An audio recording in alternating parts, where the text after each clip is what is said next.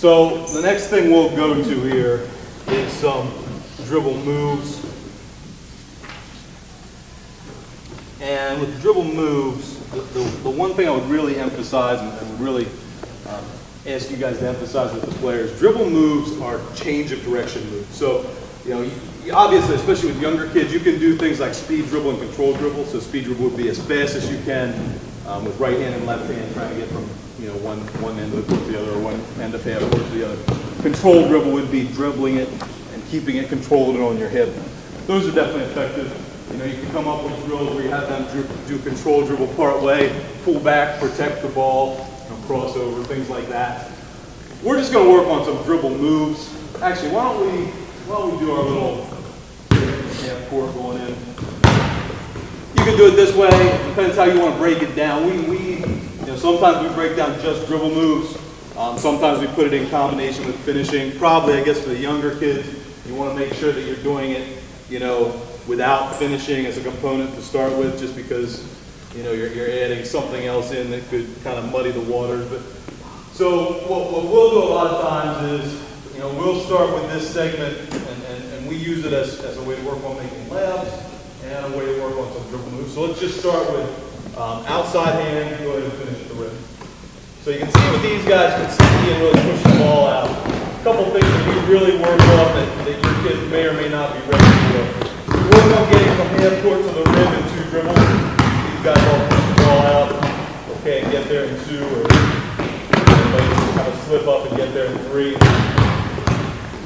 We also really work on keeping the ball on his hips. We really work on that, Bobby did a good job of it there. We think that all too often, a big guy will come in and that last dribble will bring the ball to right here, and that's where a guard's hands can slap it out of there. So hold on, guys. So if you keep it on your hip here, it's protected. It's protected by your body. Let's go with, listen, another thing I believe in, and I would admit most things that I've ever coached are stolen from somebody else, but Pete Carrill was the famous coach at Princeton, and he emphasized, amongst a lot of other great things, he really emphasized being able to shoot layups in different ways, and I really think that is important. Like if you only work on, right hand, overhand layups, that's all you're ever going to be able to make in a game. So we try to shoot layups different ways, so that was what we call that outside hand. Go ahead, inside hand layup here. And we'll just go in and shoot a left hand layup on the right side. Inside hand kill. These guys working left hand, Bobby will work right hand on one side.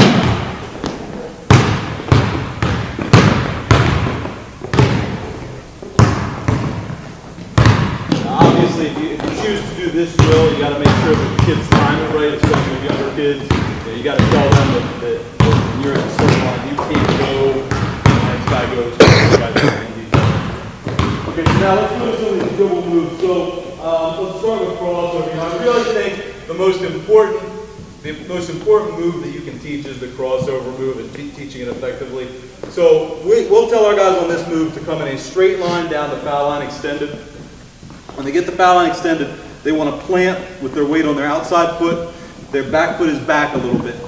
The ball is here because you're going to pull it back across your body. So now you're not pushing the ball forward. That's where defenders' hands are to steal it. You're using your body to protect. Okay, so plant on your outside foot, pull the ball hard back across. Now, for the younger kids, you're just emphasizing the idea that this is a sharp change of direction, that you're going this way, and by the time you're done with this crossover move, you're going to be going that way. So you're not just coming up and going, right hand to left hand, but staying in the same plane. As you get older kids, like if you have 5th or 6th graders, something you can start to emphasize, and these guys will do a good job with it because we emphasize it. When you come out of that crossover, it hits your left hand, and you've got to be extending it forward.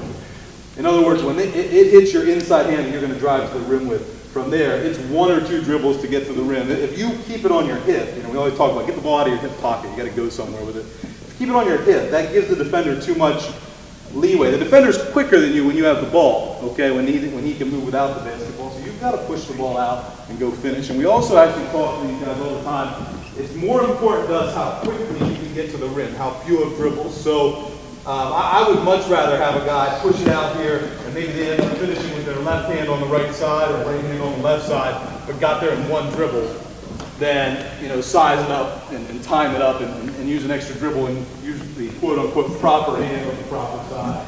Okay, so let's go crossover. See here, great job crossing it. Once these guys cross it, they're getting one foot. So a little bit further out. Bobby goes to a closed door layout, which is fine too.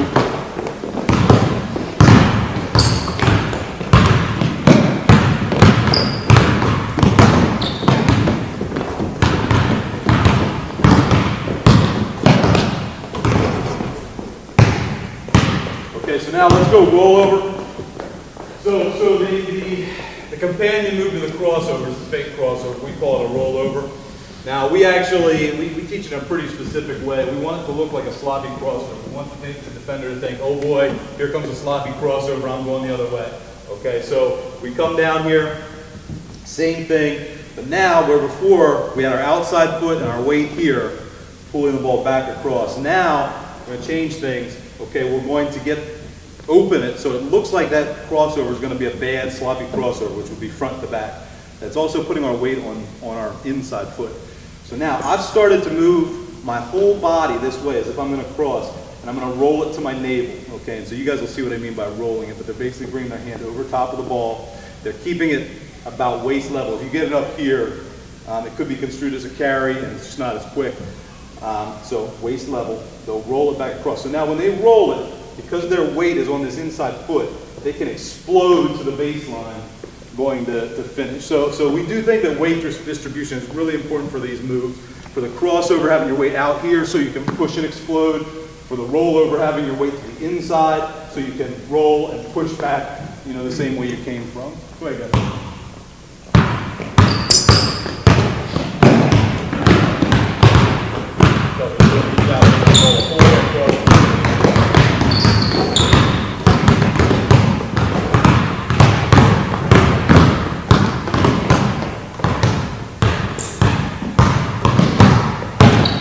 We always tell guys that if you're working on finishing, you don't mind working on different kind of finishes. You can see me and go to reverse there, which is fine.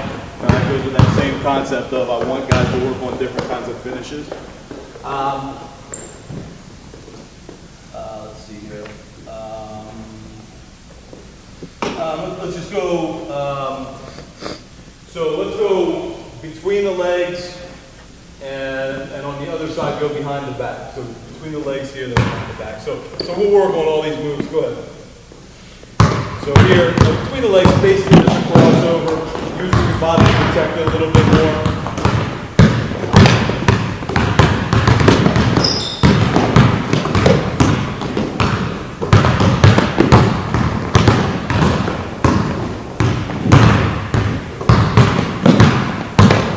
Normally we do both these on both sides. Just try to go through this a little bit quickly.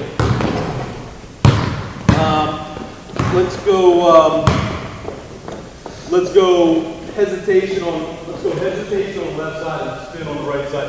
I'll talk about spin dribble real quick. With spin dribble, a couple things that I think are really important for spin dribbles. Okay, so when I come down here, number one, I got to be low. Number two, I'm planting on my inside foot. Number three, I'm whipping the ball around and going to get it. Okay, so too many guys. Number one, stay high. Okay, that's not a quick move. You didn't go anywhere. Number two, don't whip the ball around. So if you leave the ball there, that gives the defender a chance to get his hand in and pluck it. So technically, theoretically, this would be called a carry. Not called a carry. Carry is not called in our league. So we've got to do a better job of teaching carries, I suppose. Anyway, low, spin around, go get it, go to the rim. So we'll go spin the ball on this side. Hesitation. I just want you guys to get low, chop the feet, and explode forward, pushing the ball out. Here we go.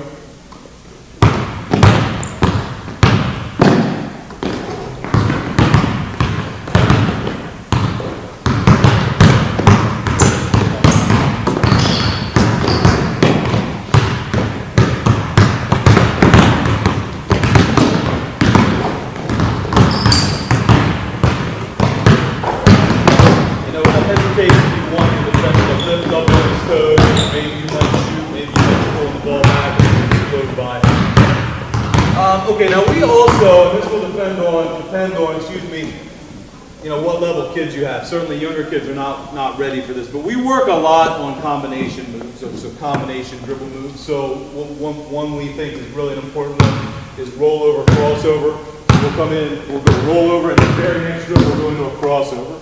Okay, so the rollover starts you going in the other way, you explode back towards the crossover on the inside. Let's everybody do one of those. Very next dribble, very next dribble. Roll it, medium cross.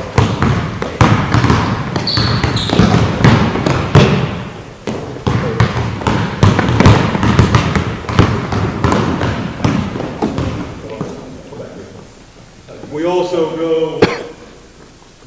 will go between the legs and immediately behind the back for our combo. So between, immediately behind, and go to the rim off that. Let's everybody do one of those.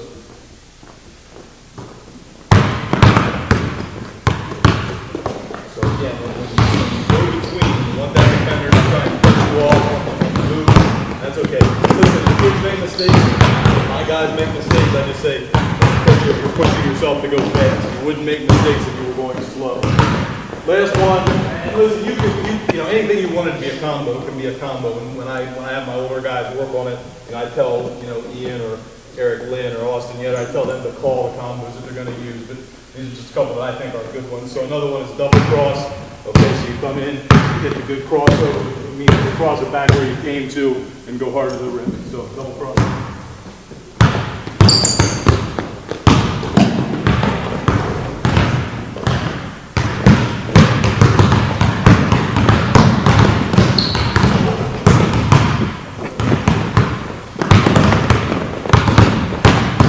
Hold up, guys. Get a drink.